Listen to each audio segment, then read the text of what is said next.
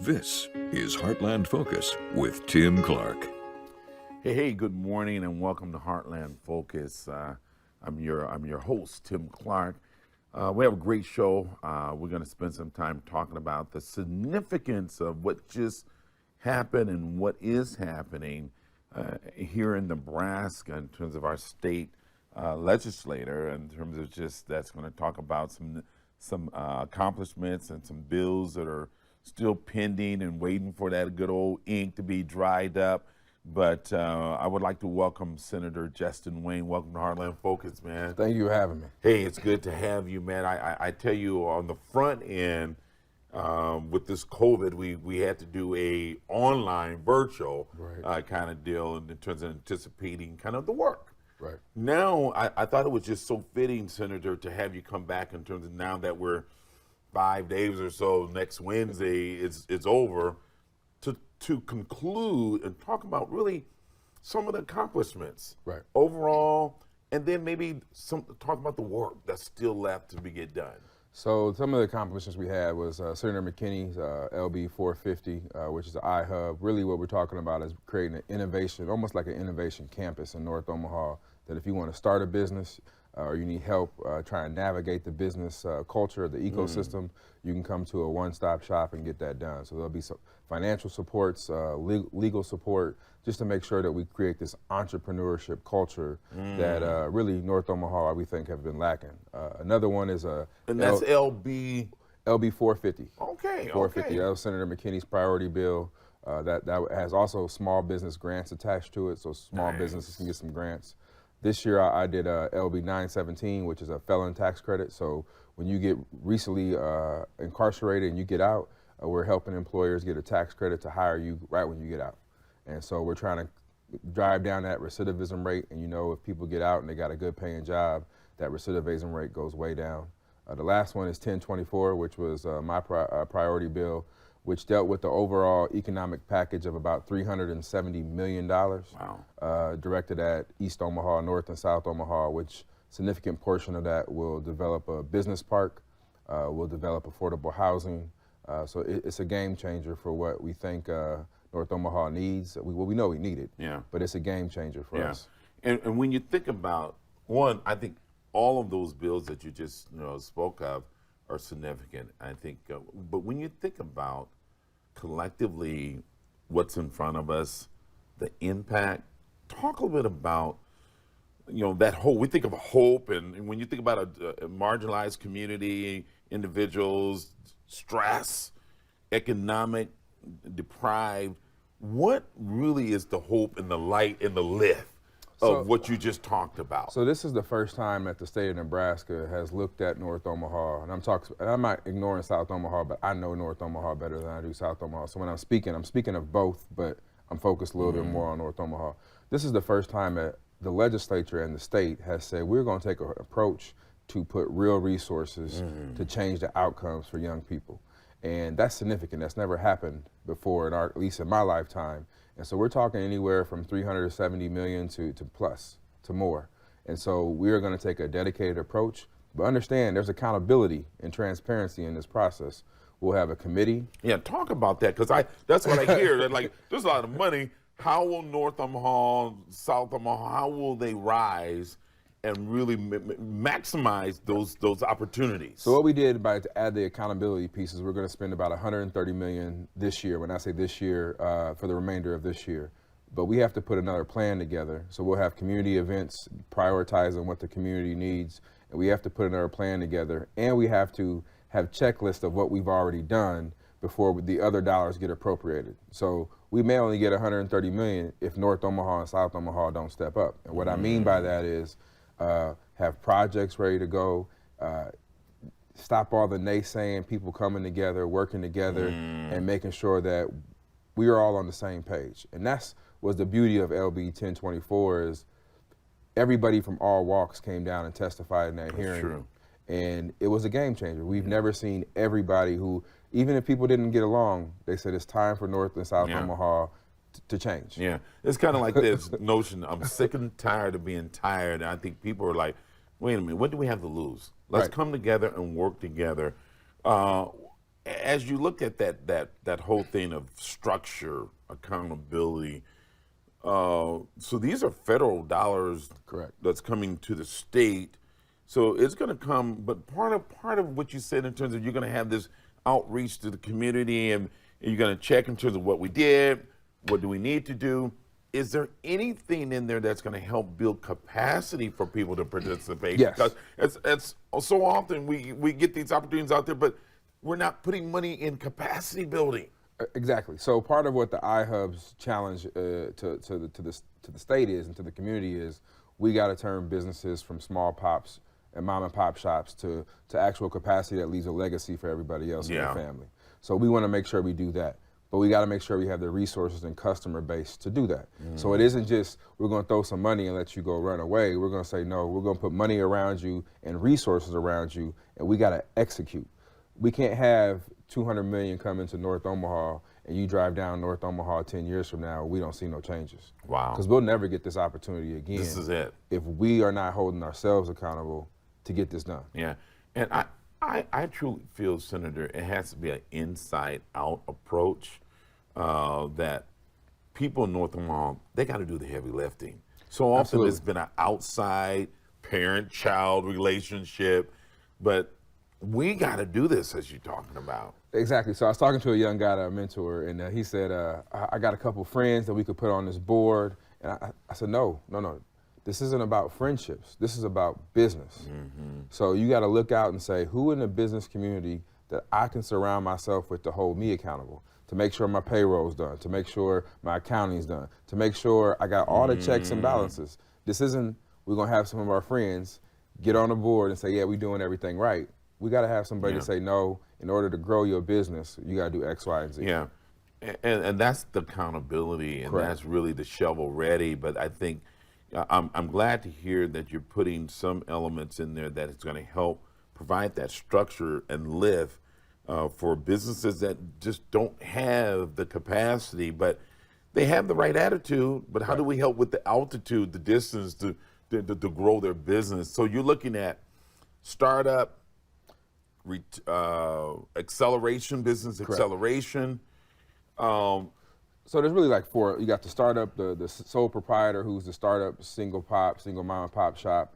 Then you got what we call Main Street. Those are your restaurants, your coffee stores, those kind of things. Then you got your what we call supply chain, which is more of your people who can go out and get government contracts. Then you got your big industry, manufacturers who got 100 people. Yeah. We have technical assistance through the iHub. We have funding and resources through our committee to help each and every one of those segments. So we're not taking a broad stroke and say one size fit all. We are trying to get down to the nitty gritty and make sure in 5 to 10 years we got a thriving community. When you think, I hear this talk about we want North Omaha to be kind of known as the Black Wall Street, and you don't get there overnight. It's a process. But one of the things I know in talking with possible entrepreneurs that's looking at coming back to Omaha, one of the things, talk to us a little bit about what is stimulus packages or themes or strategies that you're anticipating, if they're not there already, to buy down risks. Because people, it's business is risk, right? But how do you minimize it in some of your most stressed areas? So one, you got to have a supply demand of customers. So you build, like, let's take affordable housing as the easiest one. So if we get people good paying jobs by incentivizing tax credits to hire people, incentivizing businesses to come down in North Omaha, that's why the business part, which right now we've committed, we have businesses already commit 250 jobs that they are going to move here. They publicly have said it, their boards have said it, so they're on their way. We just got to make sure we have the infrastructure. So now you add jobs, and let's take, like I said, affordable housing. People want to go buy a house. You work with banks to buy down that risk, like the SBA does with the federal side, by having a guaranteed backstop, saying, hey, you loan them the money, we're gonna back some of that by a guarantee.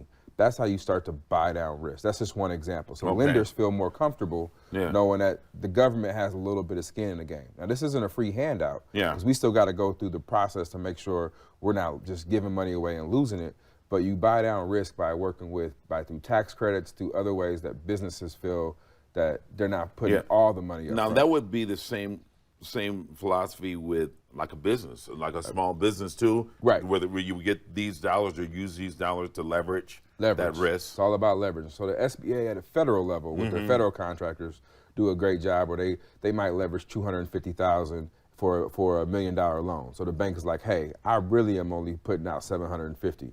So that kind of same concept to leverage that backstop is what we're trying to do by having this partnership with banks through this iHub that Senator McKinney worked really hard on. We're going to take a break. When we come back, talk a little bit about, when people hear jobs and you hear this whole thing of H3s, talk about some of the desires of the kind of jobs you think will work specifically in North Omaha that we don't know who's out there watching this or listening to it, but we want to just send and plant some seeds in terms of what that future 10-year plan look like. And I know you spend time thinking not only short term, but long term, okay? Absolutely. Right. We're going to take a short break. We're going to talk about really what's in the forecast of the types of jobs that they're looking at really trying to attract in terms of North Omaha. Stay with me. I'll be right back.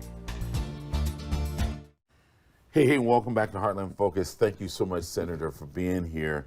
The session is almost over. It's over April 20th. I know you guys talked about a couple bills, 1050, and a bill that you were part of, and then your priority bill being, I would say, the GOAT bill, 1024. Right. I want you to have an opportunity to thank some folks, because you never get things like this done by yourself. Absolutely. So, man, you know. So first, I want to thank the entire community who showed up. I mean, you showed up to that hearing, and we had 42 different testifiers who came down, and it was from all walks of life, talking business. So I really want to thank the business community. I want to thank everybody out there who really showed up. But I also got to thank the Revenue Committee, particularly Senator Linehan, Senator Brewer, who's a friend of mine, and Senator Stenner, Senator Anna Wishart, and then Speaker Hildreth. It took a combination of looking at the whole board, and what I mean by that is all the legislation this year, from water and Perkins County, Perkins Canal that's being built, to North Omaha, to Lincoln, to Norfolk, just everybody looking at how do we make this work. And so in LB 1024, we provided resources to Lincoln, we provided resources to rural Nebraska. We had to bring everybody to the table to get this done. And it really shows, Tim, that when you sit down and you do your homework and you look at what we call the board with the chess pieces, you can find a way to get true economics for us. Yeah, man, that's awesome. So now, when you fast forward in terms of just the desire, the hope, we talk about business park, we're talking about affordable housing, and there's significant dollars that you guys have in there for that.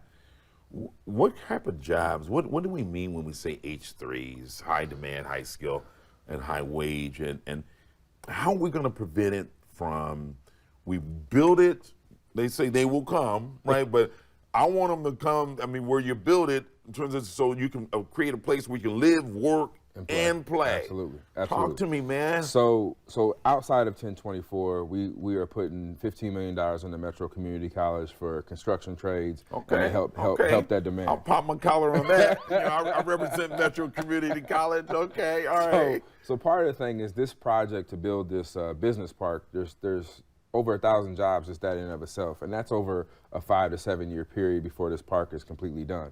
We also secured money for the city of Omaha to redo their rec centers. So we're looking at Adams Park, Sherman, on the north side, and even down by Kellum.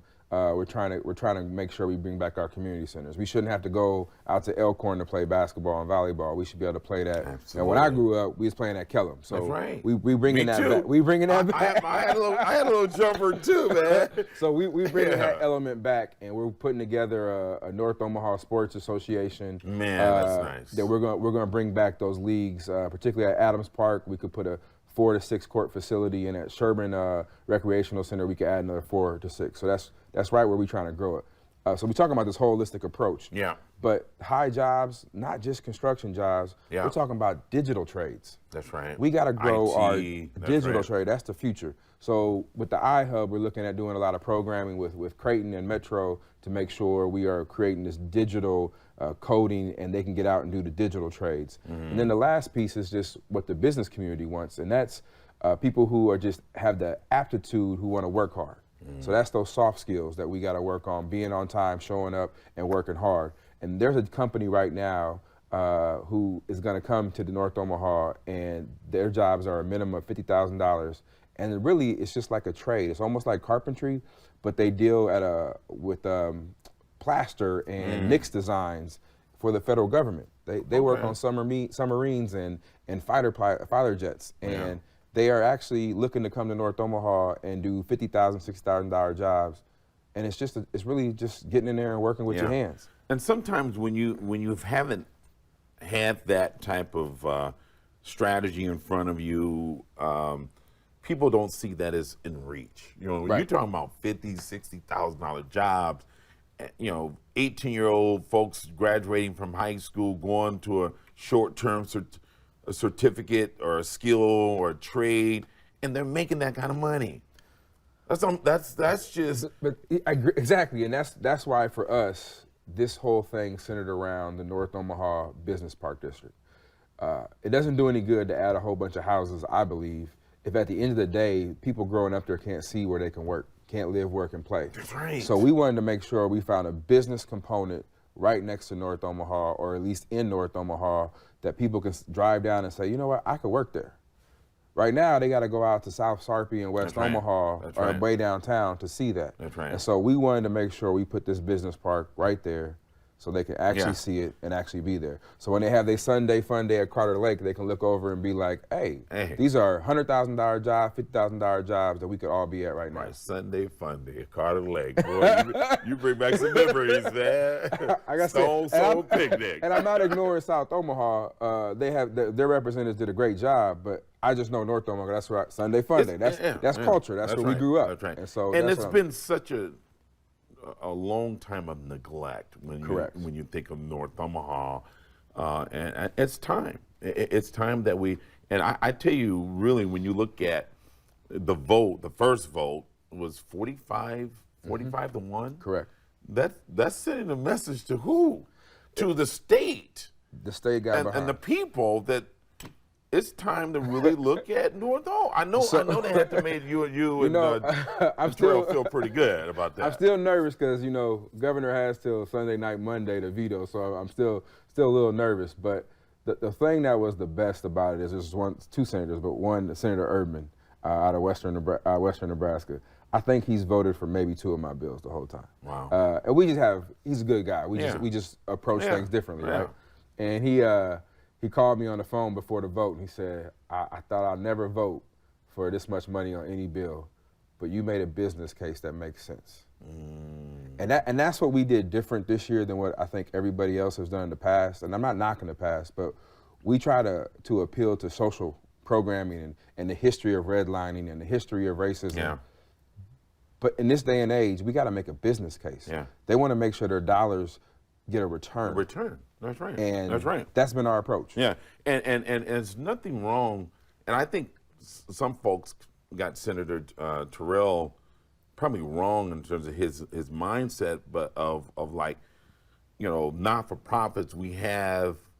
I think not so much of oversaturation. I think we've just focused on not-for-profits. I think what you're seeing, it has to be balanced. Let's do the business of North Omaha, because that's what's going to be the sustainability. That's going to be the prosperity, building wealth and generational wealth. Correct. And so, so Senator McKinney did that study on nonprofits. Really, it was all part of this bigger plan. We were trying to figure out how much land was out there that we could develop. It was trying to figure out how much nonprofits were sitting on land and not necessarily moving it. And we wanted to look at the programming, because what we have in Omaha, you know this. Yeah. If I got an idea, I'm gonna start my own nonprofit.